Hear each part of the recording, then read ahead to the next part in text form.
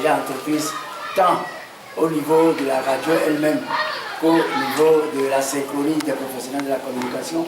Moi, je voulais faire un tout petit rappel. Vous savez, nous sommes de la vieille école.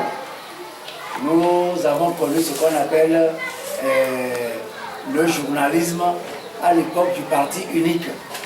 Nous savons ce que cela coûtait à des journalistes à l'époque du parti unique. Et aujourd'hui, nous avions salué, encouragé et salué la naissance du pluralisme de la presse et de la liberté de la presse au Togo. Mais nous nous rendons compte de plus en plus que, mine de rien, cette liberté est en train d'être restreinte petit à petit. On ne se rend pas compte.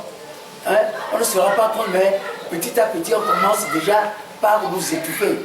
Vous savez, le dernier code de la presse et de la communication, Dieu sait la lutte que nous avons menée pour avoir ce code-là. Et aujourd'hui, ce code, depuis un certain temps, semble être en danger. Aujourd'hui, en moins de 5 ans, nous avons déjà 2 radios. Parce que nous n'allons pas oublier. À peine 2 ans, nous avons 2 radios qui sont fermées comme ça. Et il y a des journaux à qui on retire les récépissés.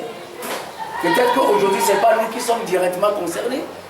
Mais si nous ne faisons pas, si nous ne prenons pas garde, si nous ne faisons pas très attention, nous allons nous rendre compte que petit à petit, on nous arrache des parcelles de liberté, Et si nous ne réagissons pas rapidement, demain, la liberté de la presse au Togo appartiendra à l'histoire.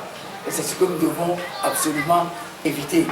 Avant donc d'aller dans les propositions, et quand nous avions fait cette démarche-là, il y a le camarade, l'ami Otap, moi je suis syndicaliste, donc je parle souvent de camarade, mais je souhaiterais que Francis Pedro Amozou, qui a suivi de près l'évolution de la chose, qui a eu à rencontrer la direction de Radio Légende FM, nous dise un peu de quoi ça retourne pour que l'information soit complète avant d'aller dans les propositions.